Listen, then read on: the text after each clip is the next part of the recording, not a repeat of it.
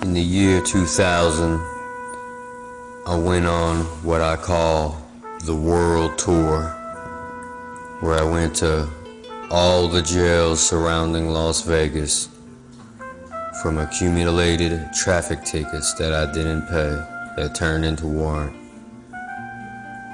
And North Las Vegas jail was the last place that I landed. While I was in North Las Vegas, the Lord was really on my heart. So upon getting there, I asked the jail guard for a Bible, and he came back with the New Testament and Psalms Bible, put it in my top pocket, and read it before bed. Well, one night I was reading my Bible, and then they called break time, so I went out where everybody else was and was trying to play cards with somebody, but nobody knew how to play this card game that I used to play called Casino. So I went around asking people, no one knew how to play it. I look across the jail and I see this brother sitting in the corner playing cards by himself. So I walk over to him and I asked him, "Hey brother, you know how to play Casino?" And he was like, "Yeah, I know how to play Casino. Have a seat." So I sat down next to him and he was like, "Are you still having those nightmares?" And I got some chills down my back, and I looked at him and I said, "What you mean? Those nightmares?" And at that moment, I had so many chills running down my spine. The hair on my arms was standing up, because the night before, this night here, before we went to bed, the night before, I was reading Revelations in my Bible in bed before I went to sleep. And, well, I started dreaming that I was looking at a green pasture, and I was looking around, and I turned around and I saw this like a log cabin style house, sitting in a real green pasture. And this house had big windows in the front and trees all around. And I looked and I saw my best friend who was killed. And he took me by my shoulder and started walking with me and showing me his house in heaven. So I'm looking, and he asked me to come in, and I came inside, and now I'm looking around his house, and his house don't have no furniture. It's just marble or gold floor, really shiny gold floor and windows. And we were standing there staring out his window, and he had his hand on my shoulder, and I remember I was crying and I was weeping, and he kept telling me that he's all right. This is where he's at. This is where he's at. Don't worry about nothing. And as we were looking out the window, I could see his dogs were running back and forth out in the field, in the grass, in the prairie. And they were happy, like they were living in harmony and running, and and I saw this wooden log fence all the way off in the distance.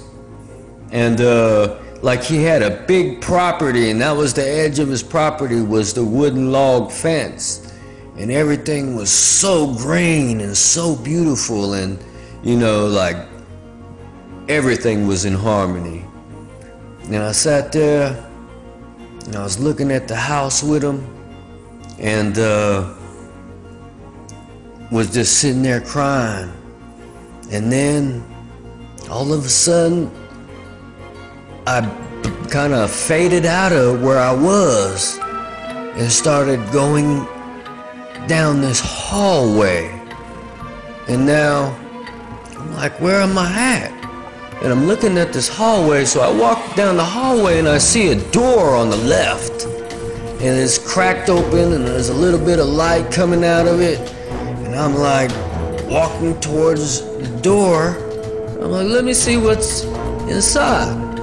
So I open the door, and I'm looking at this room with a mattress in the middle of the floor.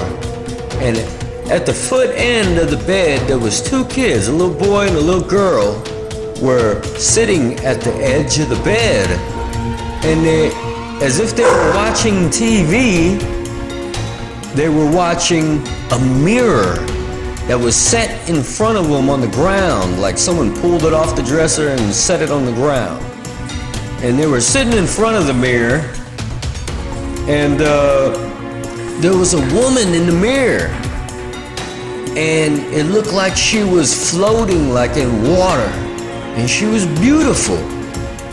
And the kids were interacting with her. Then I noticed she looked at me and realized I was there.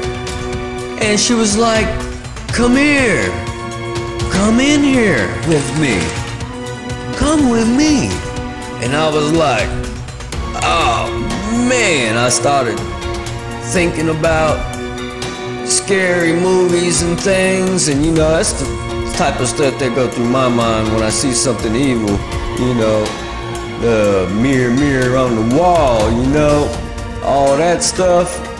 Like, I leave that alone, but this woman was in this mirror and trying to get me to come in, and I turned around and the kids was gone. And I looked back and she was still there. So I backed out of the room and I was like, oh, I gotta get away. And I started running back up the hallway. And man, when I got to the end of the hall, I was in a living room. And I was surrounded by people in the middle of like a funeral. And there was a funeral going on, and there's people crying and mourning, and women and children and old people, and elderly people, excuse me. But I was in a funeral and I was trying to figure out whose funeral is this, and you know, it looked like the people were Latino having a funeral, and I was just looking around and everyone had scary looks on their faces. And I wound up running out of the house, and I ran all the way out and turned around and looked at the house, and lo and behold, it was one of my really good friends' houses I was standing in front of looking out. And I just remember like waking up and thinking, man, I just saw a woman in the mirror trying to get me to come into the mirror with her. I'm glad that I didn't go in there. Man. Now, getting back to the guy I was playing cards with. Now, I'm sitting there and he's asking me, are you still having those nightmares? So, right away, I'm thinking about the visions that I just had the night before. But that's not what he was talking about. He was talking about something a little bit deeper. Since I was a kid, I've been suffering from sleep paralysis. And, you know, it had always messed with me, and I never knew how to get rid of it until I went to jail. And I looked at him and was like, what do you mean? He said, well, are you still getting held down in your sleep? And I said, yeah, how you know that? It's like, I know a lot of things, or I know a few things, is what he said. And then he was like, well, let me tell you something, brother. There's only one way for you to fight them. And I looked at him, I was like, please tell me how. And I knew there was something special about this brother. He had a real angelic presence about him. But he said, he looked at me dead in my eyes, and he said, brother, you have to say the name of Jesus off the tip of your tongue while you're sleeping. That's the key. So I said, well, it makes sense, because I remember one time being held down in my sleep. They lifted me up and started walking me in a circle. I was floating almost, and I got to the bottom of the bed as they were walking me in a circle, and I felt like I was gonna fall, and I said, Jesus, and I was right back in the middle of my bed. I was telling him this. So he's like, brother, listen to me. You have to say the name of Jesus Christ off the tip of your lips. But listen to me. They're going to make it hard for you. And I was like, they're going to make it hard for me? What you mean? And all of a sudden, jail guard called lights out. So we had to go back to our bunks, and I said, man, I'm gonna talk to you tomorrow and stuff. And I went back to my bunk, and I laid there pondering, wondering who this brother was. This is like a superhero or something. But I woke up in the morning, breakfast time, 4:30 a.m. I'm looking around the building. I don't see the brother anywhere. So I'm like, sitting down, I'm like, did you guys see me playing cards with somebody over there last night? And the only guy that really was paying attention to me was like, you was over there playing cards by yourself. And I was like, nah, I was over there talking to somebody. So I asked the guard, I said, guard, did you guys release anybody last night? And the guard was like, nope, we don't release anybody till about, I think he said after 8 or 9 a.m. And I was like, man, hold on. I was in here talking to somebody and playing cards with them all night long until they called lights out. And then I wake up in the morning and he's nowhere to be found. He was an angel and he was gone. And I was like, man, that was crazy. And so like ever since then I started really believing in angels and things, you know. I know that God had sent him to me to tell me how to fight this evil spirits that I've been fighting since I was a kid. And that brother, he said, man, listen, you have demons riding you. And he even directed me to a person that he wanted me to go see. But long story short, I got out of jail a few weeks.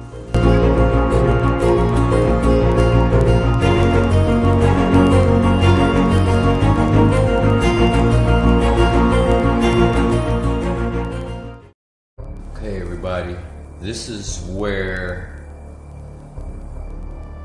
the movie ends and things get serious, because I really want you to understand that I didn't create this movie to get the best editor award on YouTube or anything like that.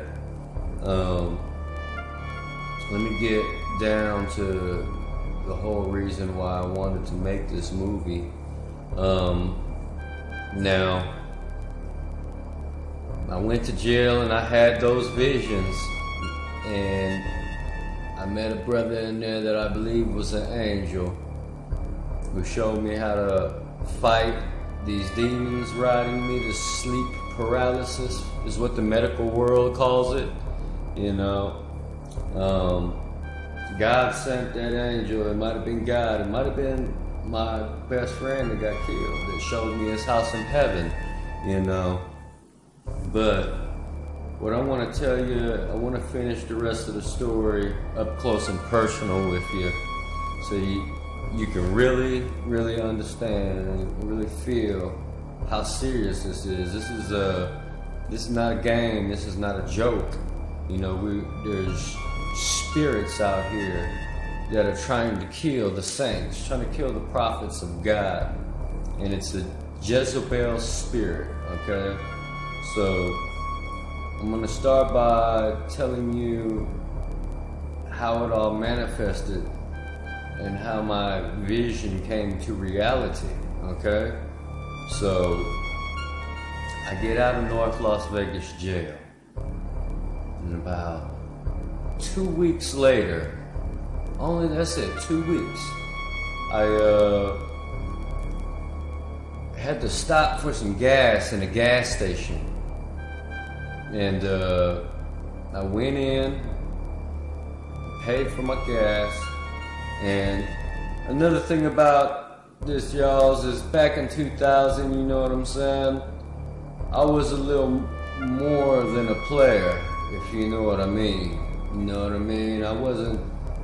I always believed in God. I always knew God was real, but you know, I was lost in the world, young and crazy, doing all types of things to make money and to get the girls, you know what I mean? So this time I was in a lot of, I wouldn't say competition with my other peoples But you know, it was a big game going on and stuff, you know.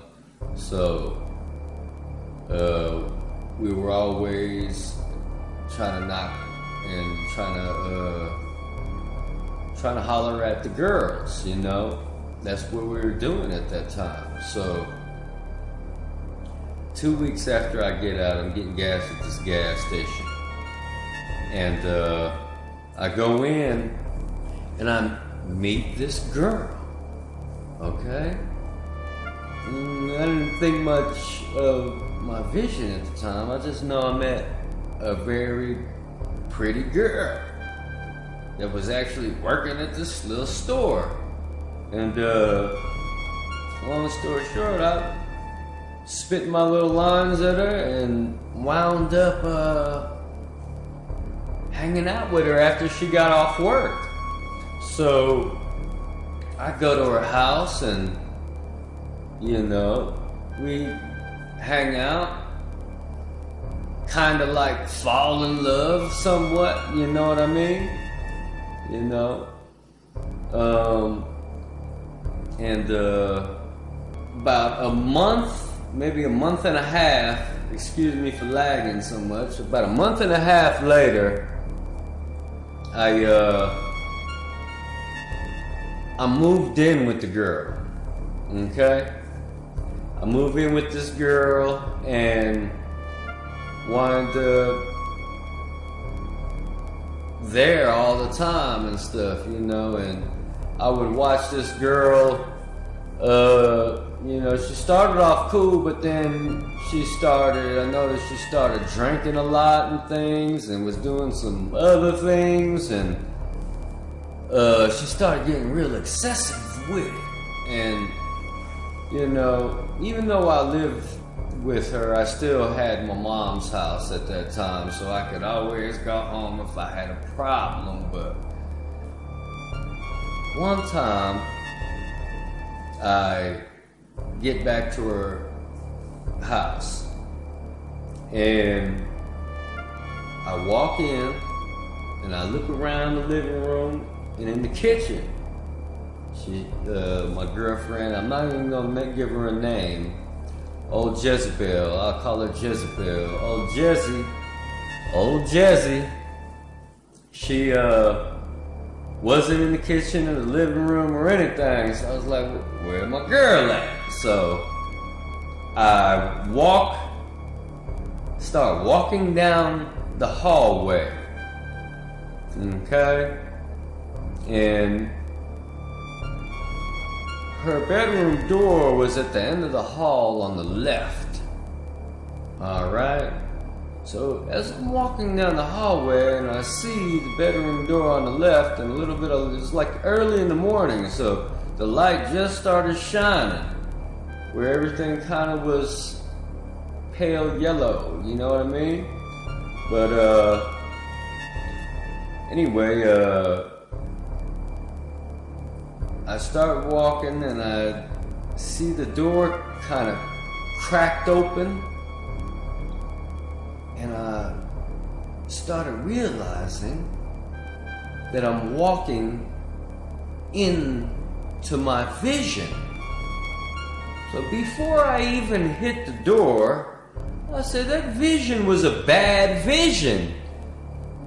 That vision had a woman in it trying to get me to get into the mirror, and then I left and ran through a funeral, and then I walked out and I was at my friend's house. So what's going on? So I'm walking down the hall.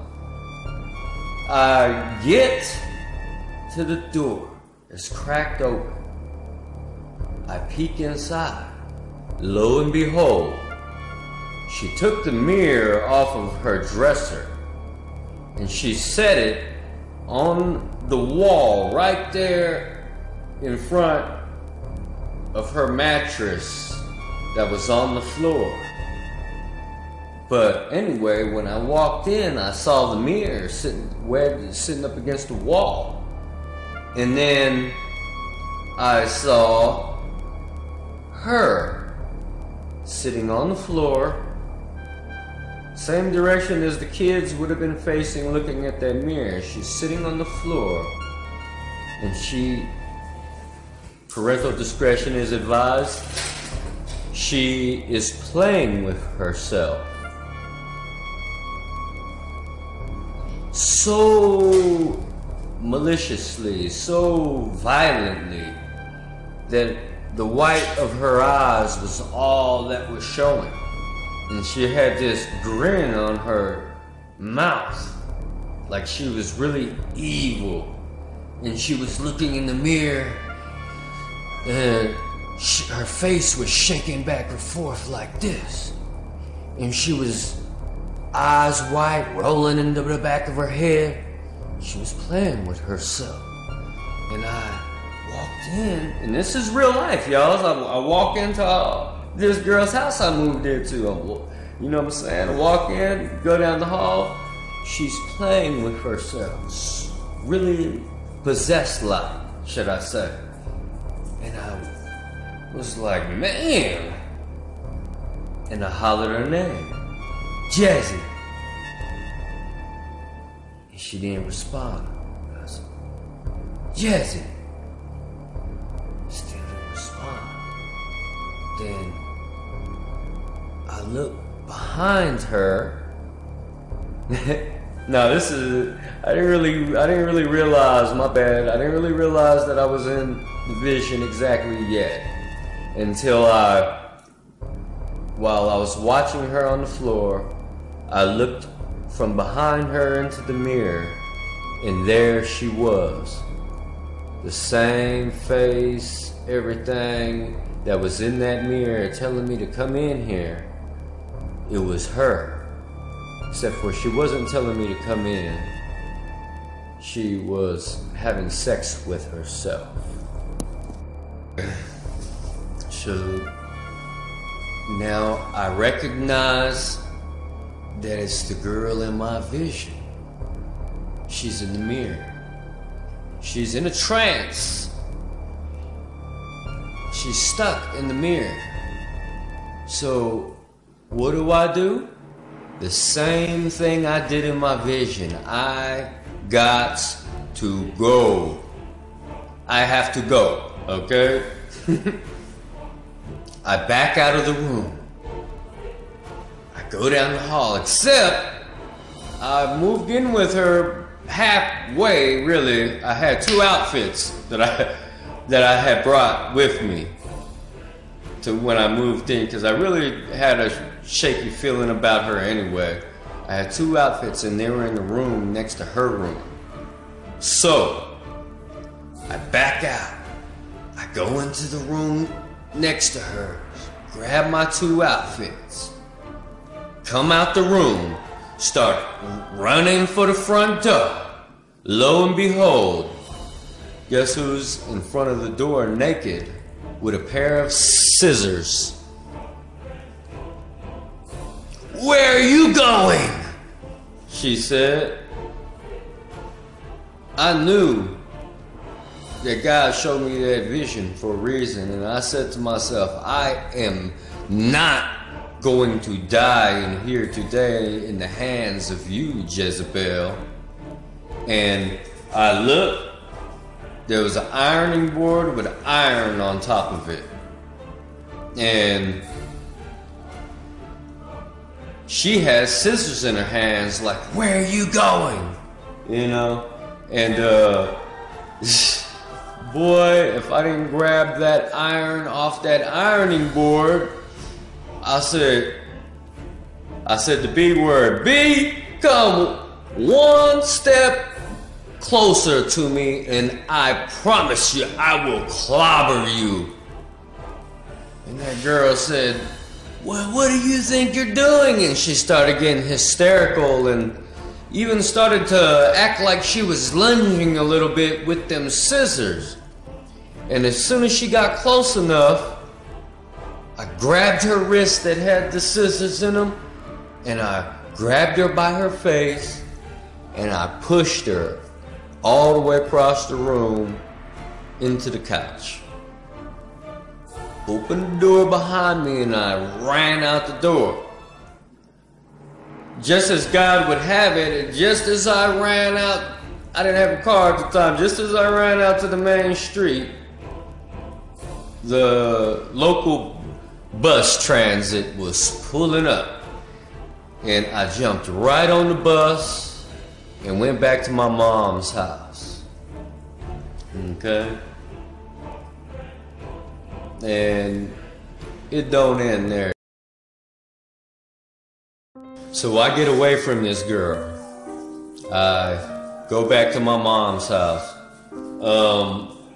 Something was going on to where I was like gonna go visit my sister that month. And about a week and a half later, I wound up going to my sister's house. But before that happened, 2 days after I left that girl, she came. I had a car, but it was broken, and I was around 21 at the time, 22. My car was broke down. I had an Eldorado, 81 Eldorado Baritz with a steel top on it. You know, I had it going on with my little car, but 2 days later, I wasn't at home. My brother called me up at 6 o'clock in the morning. Your car is all smashed up out here. I woke up when I heard the windows crashing, and I looked down there and I seen about 9 or 10 people wearing black running around the car, tearing it up, throwing eggs at it, shanking the tires, breaking the windows. Within the 5 seconds that my brother woke up and was looking down out his window, he seen that happening, and everyone faded off. And I came home and my Cadillac was smashed to bits. And I said, ooh, this demon girl right here. So it was early. I was like, I'm gonna go to 7-Eleven, get me some coffee. I'm gonna come back and clean up this mess and see what I can do. So I wound up getting that car towed. While I was at 7-Eleven, police came by and towed my car. What was crazy, I wasn't even done paying for this car. I was making payments on it. And I wound up getting this guy's car all smashed up, you know, behind this crazy girl. But it don't stop there, y'all. It gets deeper than this, okay? So about a week and a half, 2 weeks later, I'm in the Bay Area visiting my sister, and I'm like, I'm gonna come out there and visit you for a little bit. So I was planning on staying for a month, or if I liked it enough and I established myself, I was gonna move out there. But anyway, long story short, I'm out there, Santa Rosa, California, and I'm in my sister's house. I get a phone call from my uncle in Vegas. He's like, man, you know, he was my homeboy, my uncle. You know, we was doing the same thing I was doing. You know what I'm saying? We were all doing the same thing at the time. But he called me up and was like, man, guess what? And I was like, what? He was like, our boy got with that girl that you was with. And I said, man, what did you just say? He said, man, our boy just got with that girl and stuff, man. I said, man, check this out. He don't know what he's doing right now. He don't know who that girl is or why I left her. But she probably caught up to him on purpose. You know, she's probably trying to get at my friends and stuff, you know. But at that time, like I said, me and my friends were competitive, so, you know, I think he felt like he was kind of, he knocked my girl from me or something, you know? But anyway,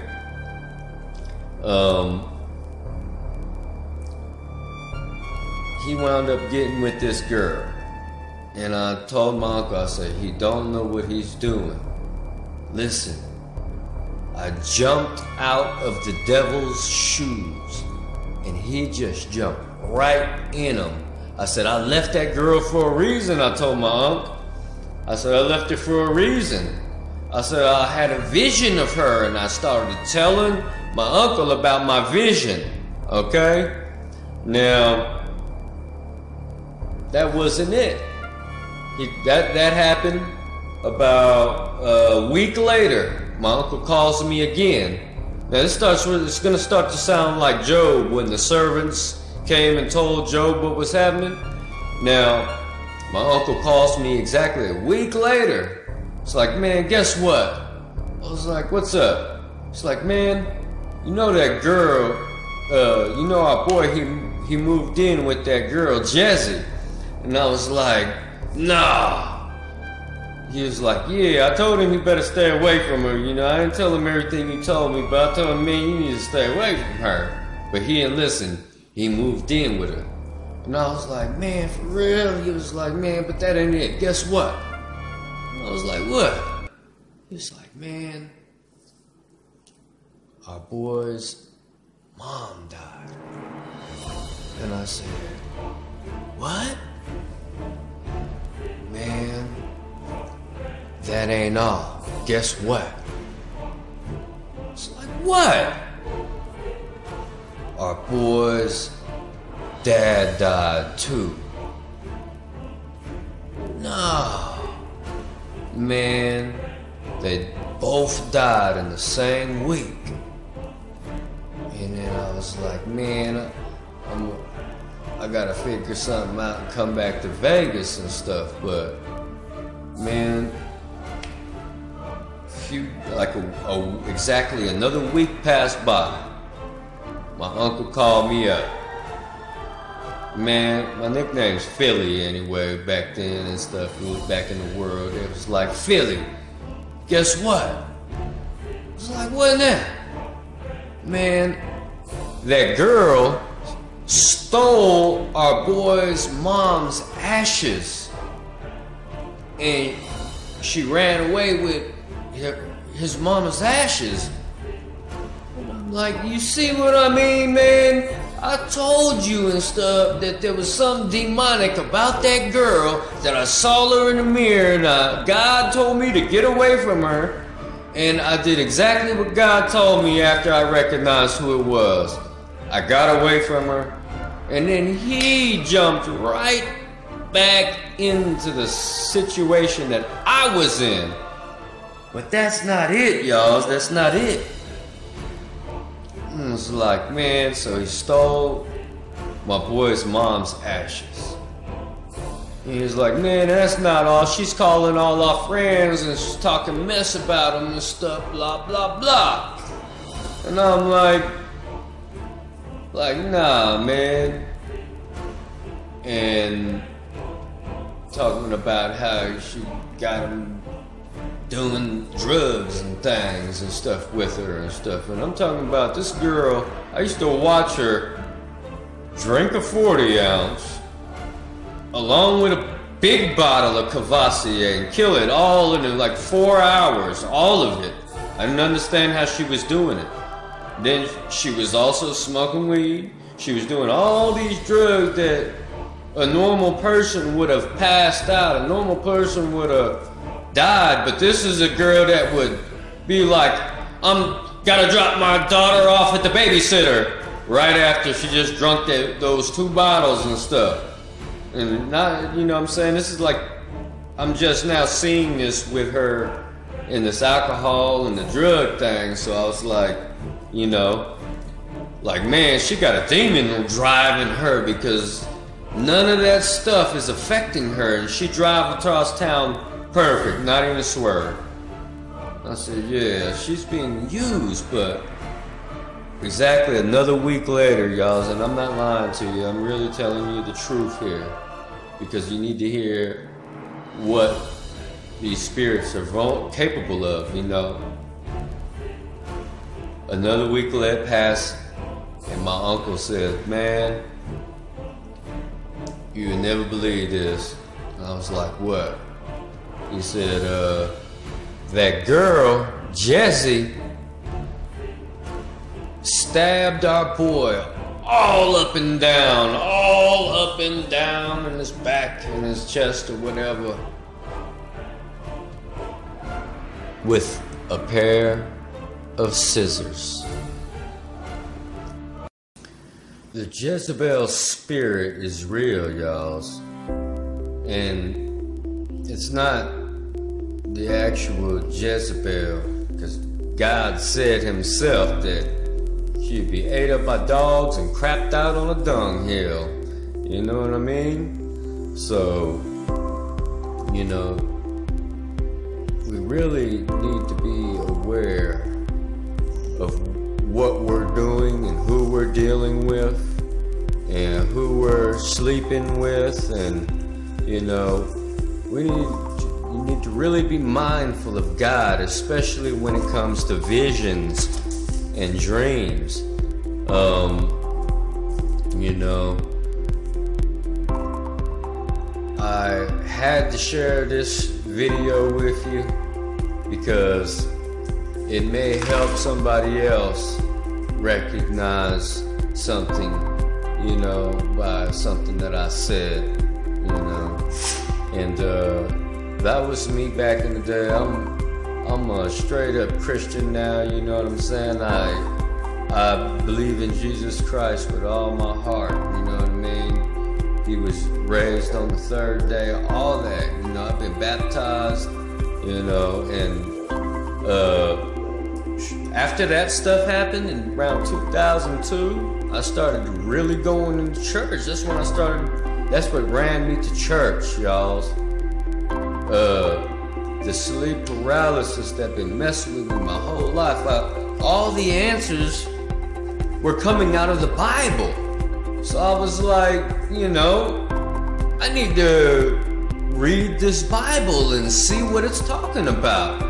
And I started to read the Bible, you know, and I was reading it a little in jail. That's what I'm saying. You know, I was reading that little Bible in jail, and I was seeing other things, like I had visions of the rapture of the whirlwind and stuff, you know, and you know, I had that rapture vision, man, you know, and saw all the things about the whirlwind and the Bible, and you know, the speaking in tongues and things. And please check out my other videos. It's kind of late. I'm a little tired now. You know, I've been working on this video for about a month, but you know, on and off with the time that I have. But you know, I love y'alls out there. You know, really look out for this Jezebel spirit, y'alls. You know, she's manipulative. She'll put you in a dream-like state, like in a trance. You know what I'm saying?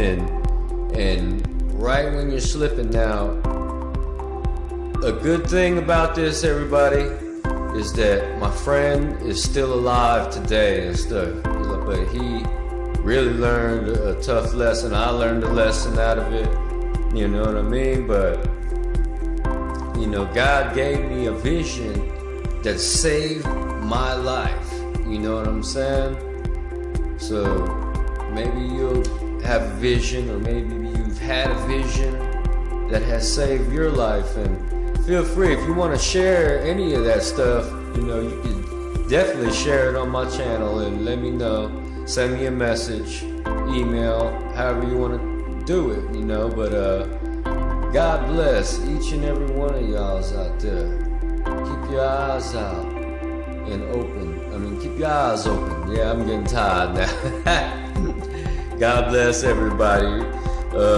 Remember, you're the heads and not the tails. If God could use me, He could use you too. Amen.